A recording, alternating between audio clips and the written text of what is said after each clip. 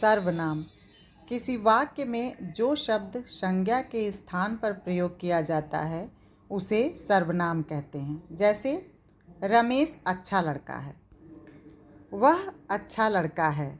यहाँ रमेश जो कि संज्ञा शब्द है के स्थान पर वह का प्रयोग हुआ है, वह सर्वनाम है। सर्वनाम के 6 भेद या प्रकार हैं।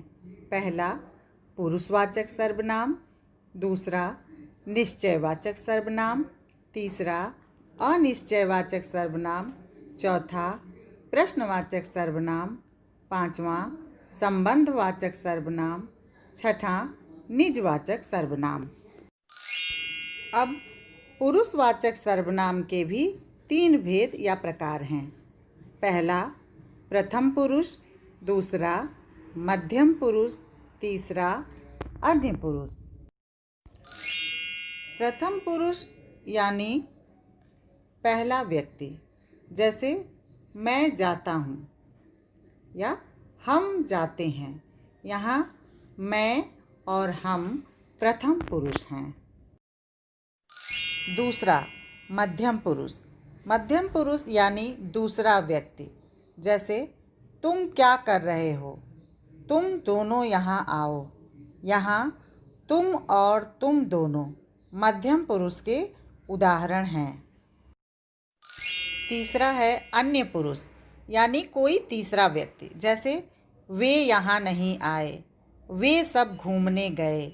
यहाँ वे और वे सब अन्य पुरुष के उदाहरण हैं। दूसरा है निश्चयवाचक सर्वनाम, वह सर्वनाम जिससे निश्चित जानकारी प्राप्त होती है निश्चयवाचक सर्वनाम कहलाता है। जैसे यह कलम है, वह सलमा है। यहाँ यह और वह निश्चयवाचक सर्वनाम है क्योंकि कलम और सलमा के संदर्भ में बात हो रही है। यहाँ यह निश्चित है कि कलम और सलमा के संदर्भ में बात हो रही है। तीसरा अनिश्चयवाचक सर्वनाम, ऐसे सर्वनाम जिनसे निश्चित जानकारी नहीं प्राप्त होती है अनिश्चयवाचक सर्वनाम कहलाते हैं। जैसे कोई आया है, कुछ फल लेना है। यहाँ कोई और कुछ अनिश्चयवाचक सर्वनाम है क्योंकि कौन आया है या कितना फल लेना है यह निश्चित नहीं है। चौथा प्रश्नवाचक सर्वनाम, ऐसे सर्वनाम जिनसे किसी प्रश्न का बोध होता है प्रश्नवाचक सर्वनाम कहते हैं। जैसे कौन आया, कहाँ जाना है, तुम कैसे हो।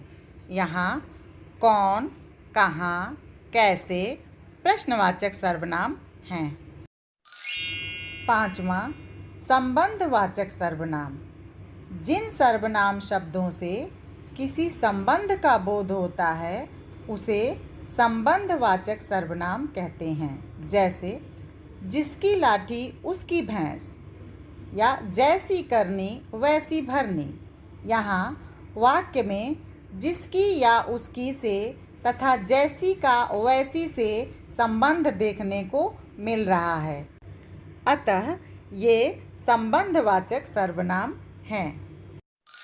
छठा और अंतिम निजवाचक सर्वनाम, ऐसे सर्वनाम जिनसे निजता का या स्वयं का बोध होता है निजवाचक सर्वनाम कहलाते हैं। जैसे मैं स्वयं जाऊंगा, घड़ी अपने आप चलने लगी। यहाँ स्वयं और अपने आप निजवाचक सर्वनाम हैं। अभी तक हम लोगों ने संज्ञा और सर्वनाम पढ़ा और उसके भेद पढ़ा। उसके आधार पे अभ्यास के लिए कुछ रेखांकित शब्द और वाक्य मैं दे रही हूँ, उसको आप लोग पहचान करके बताइए कि इसमें कौन से भेद हैं संज्ञा के और सर्वनाम के। और कोई सुझाव है तो कमेंट बॉक्स में ज़रूर दीजिए। Thank you.